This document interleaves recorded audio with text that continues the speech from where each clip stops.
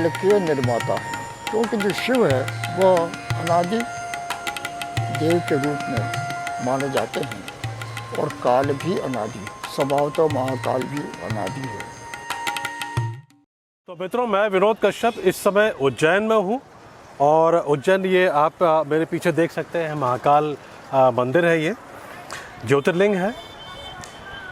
इसकी जो ऐतिहासिक पृष्ठभूमि है, इसका जो पौराणिक एक जो गाथा है, उस पर हम आज चर्चा करेंगे। एक छोटा सा संक्षिप्त परिचय मैं इस क्षेत्र के बारे में दे दूं मैं कि ये जो उज्जैन है, इसके अगर हम प्राचीनता की बात करें तो पुराणों में एक प्रमाण भी मिलते हैं और उसमें वो कथा भी आती है कि महर्षि संदीपनी का यहाँ पर आश्रम था और उसी महर्षि संदीपनी के आश्रम में भगवान श्री कृष्ण ने अपनी शिक्षा दीक्षा ग्रहण की थी। यहाँ पर हम उज्जैन में एक बार फिर से भगवती लाल राजपुरोहित जी के साथ हम चर्चा करेंगे और उनसे पूरे इस महात्मा के बारे में, जो उज्जैन का जो महात्मा है उसके बारे में हम उनसे विस्तार पूर्वक समझेंगे। बड़े ध्यान से आप इस चर्चा को देखिए और समझिए।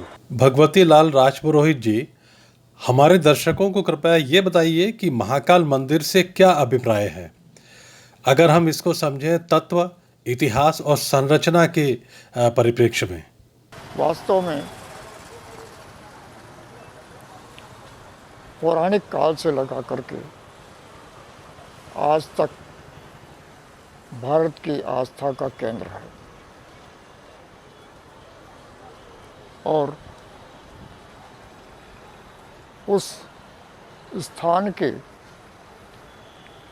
महत्ता पुराणों से लगा करके साहित्यिक ग्रंथों में और लौकिक साहित्य में और अनुश्रुतियों में बराबर बना रहता है। जो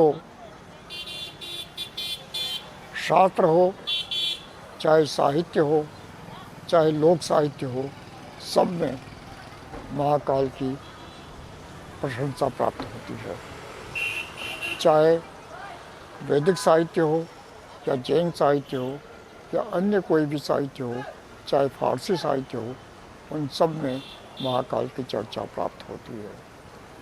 तो उससे सिद्ध होता है कि ये एक ऐसा महत्वपूर्ण केंद्र था जिसकी ओर सबकी दृष्टि से सबका आकर्षण था। जो पौराणिक संदर्भ है उसके अनुसार ज्ञात होता है कि श्री कृष्ण के संरक्षक जो नंद बाबा थे, उनसे 8 पीढ़ी पूर्व एक गोप बालक ने महाकाल की पूजा यहाँ के राजा के अनुकरण पर की थी और उसी समय ऐसी कुछ स्थितियाँ बनी कि उस राजा के समय ही वह महाकाल का विशाल मंदिर तैयार हो गया था। ऐसी पौराणिक गाथा पर, शिव पुराण में गाथा प्राप्त होती है। तो इससे प्रतीत होता है कि ये द्वापर युग में महाकाल मंदिर तैयार पहली बार हुआ। जो ऐतिहासिक दृष्टि से देखें हम, तो महाकाल मंदिर का जो उत्सव है, यहाँ पर उत्सव मनाया जाता था, उसको महाकाल मोह कहते थे और ये 7वीं शताब्दी के बाण भट्ट के हर्षचरित नामक ग्रंथ में हमें उल्लेख प्राप्त होता है कि उज्जैन के राजा प्रद्योत के समय यहाँ पर महाकाल मोह हुआ था और उसमें कुछ विवाद हो गया था। राजा प्रद्योत बुद्ध और महावीर के समकालीन थे। इसका स्पष्ट अर्थ है कि बुद्ध के समकाल में यहाँ पर महाकाल का उत्सव मंदिर के क्षेत्र में होता था। इसके बाद हमें ज्ञात होता है कि ईस्वी की पूर्व में विक्रमादित्य के समय में भविष्य पुराण के अनुसार विक्रमादित्य ने महाकाल मंदिर के परिसर में ही अपनी धर्म सभा बनाई थी, जहाँ पर उसका सिंहासन था और उस पर बैठ करके वह न्याय करता था। उसी समय विक्रमादित्य के नवरत्नों में से एक महत्वपूर्ण महाकवि कालिदास है। महाकवि कालिदास ने अपने रघुवंश महाकाव्य में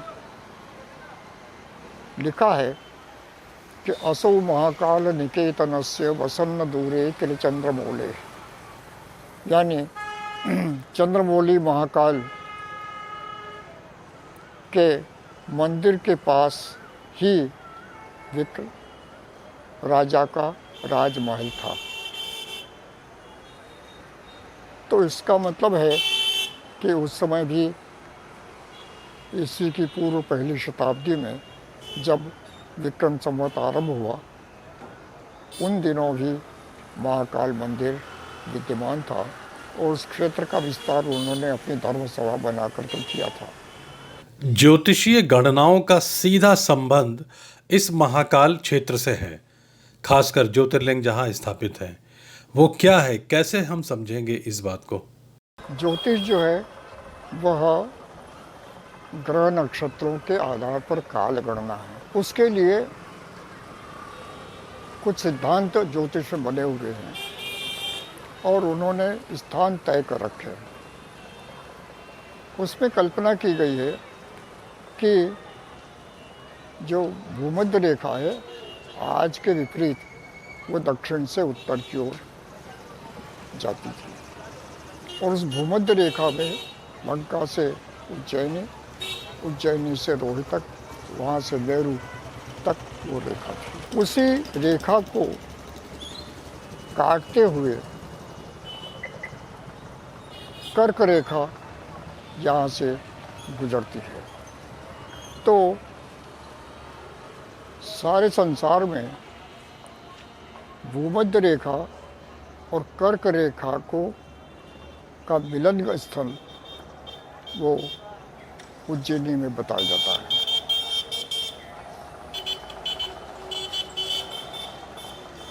इसलिए काल गणना का यह आदर्श स्थान रहा है और इसी काल गणना के आधार पर सारे ज्योतिषीय गणनाएं होती थी और समय निर्धारण होता था। इसीलिए उज्जैन का नाम सार्वभौम नगरी रहा है, मतलब सारी भूमि का केंद्र। तो सारी भूमि का केंद्र उज्जैन और उज्जैन में भी महाकाल है। पुराणों के अनुसार ये स्थान नाभि स्थान है। उस नाभि स्थान पर महाकाल विराजमान है, मणिपुर पर। तो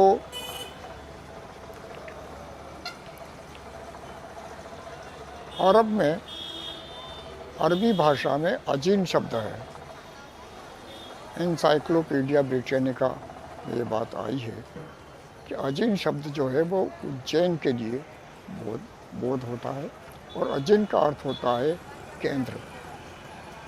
केंद्र मतलब भूमि का जो केंद्र है वो उज्जैन माना जाता था अरब तक के क्षेत्र में।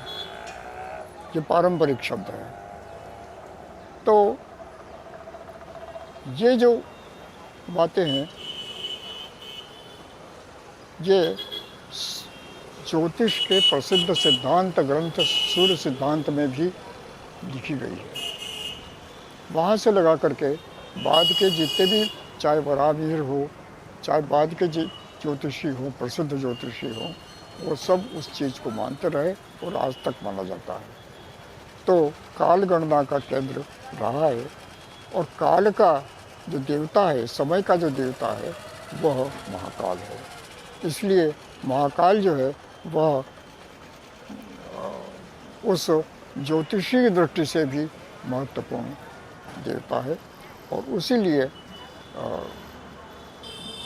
जो काल जो है वो दो तरह का होता है। एक तो वह काल जो अखंड काल है, जो महाकाल है, और एक काल वह है जो उस अखंड में से हम थोड़ा सा ले करके और गिनना चालू कर देते हैं। वो चाहे युग हो, चाहे वो शताब्दी हो, चाहे वर्ष हो, चाहे दिन हो, रात हो, या घटी हो, पल हो, विपल हो, प्रतिपल हो। तो इस तरह से हमारे यहाँ पर गणना की जो पद्धति है वो रही है, और वो काल के आधार पर रही है। उस काल का महत्वपूर्ण केंद्र और उस काल के देवता के रूप में महाकाल की पूजा अर्चना ये सब होती है। कृपया हमारे दर्शकों को आप ये बताइए कि भगवान शिव और महाकाल, इनका आपस में क्या संबंध है, अर्थ क्या है, कैसे हम समझे इस बात को? जैसा कि अभी कहा गया कि महाकाल जो है वो महत्काल के प्रतीक है।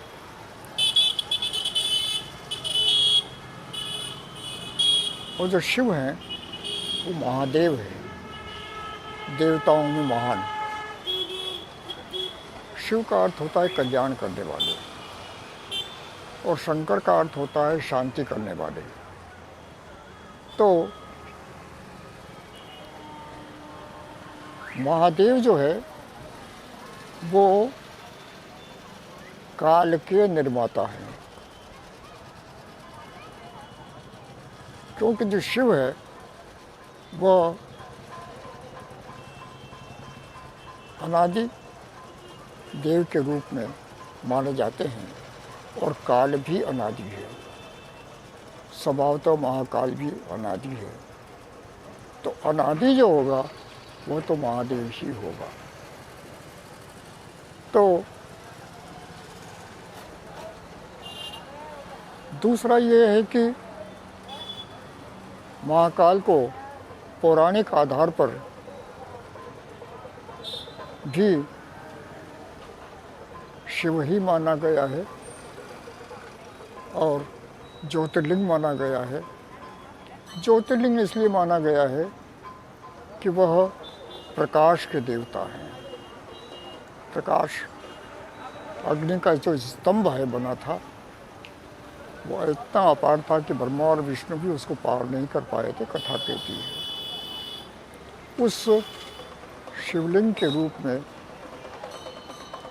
ज्योतिर्लिंग है वह प्रकाश स्तंभ के रूप में जो लिंग बन गया था। लिंग बन गया प्रतीक, तो उस प्रतीक के जो को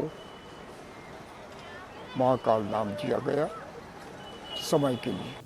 यहाँ लिंग श्रृंगार होता है जिसमें भस्म भी शामिल है। ये लिंग श्रृंगार, इसका क्या मतलब है? इसकी इसकी इसकी क्या कहानी है, क्या इसकी महिमा है? प्राचीन जो सबसे प्रसिद्ध स्तोत्र है शिव जी का, शिव महिम्न स्तोत्र, उसमें भी लिखा हुआ है कि महादेव जो है वो भस्म का श्रृंगार करते हैं। क्यों करते हैं? उसमें दो संभावनाएं पुराणों में बताई गई है। एक संभावना तो यह कि जब सती ने अपने आप को भस्म कर लिया तो विचलित महादेव ने उसकी भस्म को अपने शरीर के ऊपर लगा लिया, और वो परंपरा तक विद्यमान है। दूसरा यह भी बतलाते हैं कि जब भस्मासुर पीछे पड़ गया था और विष्णु के उपाय से भस्मासुर भस्म हो गया, तो उसके भस्म को उन्होंने अपने शरीर पर लगा लिया, क्योंकि वह संसार का विनाशक था और संसार के विनाशक के जो भस्म है वो लगाने से संसार की रक्षा का प्रतीक बन जाता है। वो परंपरा आज तक बनी हुई है। और ये जो भस्म है, चिता भस्मालेपः, या शिव महिम में कहा गया है कि चिता के भस्म को अपने शरीर पर लगाते हैं। उस परंपरा का पालन करते हुए ये बताया जाता है जैन की कथाओं में कि चिता से ताजी भस्म ला करके और शिव जी पर, महादेव पर, महाकाल पर चढ़ाई जाती थी। लेकिन आजकल ऐसा नहीं होता है। आजकल वो भस्म महाकाल मंदिर परिसर में ही तैयार होती है और उस भस्म का उपयोग भस्म आरती में होता है। यहाँ एक बहुत महत्वपूर्ण विषय है, आपसे हम समझना चाहेंगे और जो भारत के जो लोग हैं वो भी उसके बारे में बहुत कुछ जानना चाहते हैं। भारत में अघोर परंपरा, कापालिक क्रिया, ये क्या है, किस तरह से महाकाल से संबंध रखती हैं? ऐसा लगता है कि जैसे डरावने हैं, क्योंकि काल जो है वो डरावना होता है और काल तो सचमुच समय है और समय का अच्छा बुरा होना स्वाभाविक है। तो शिव के ये सब रूप हमको दिखाई देते हैं, महाकाल में भी दिखाई देंगे। अब दो चीज़ें आपने पूछी है, एक तो कपाल और अघोर, ये दोनों आपस में जुड़े हुए हैं। अघोर शब्द जो है यूँ बड़ा लगता है कि ये भयानक है, परंपरा है, लेकिन शब्द जो है वो भयानकता नहीं बल्कि सौम्यता की ओर हमें संकेत करता है, क्योंकि अघोर का मतलब है जो घोर नहीं है, मतलब बहुत ही सामान्य और स्पृहणीय है, वो अघोर है। लेकिन उनकी अपनी पद्धति है, ये संप्रदाय है उनका अघोर का।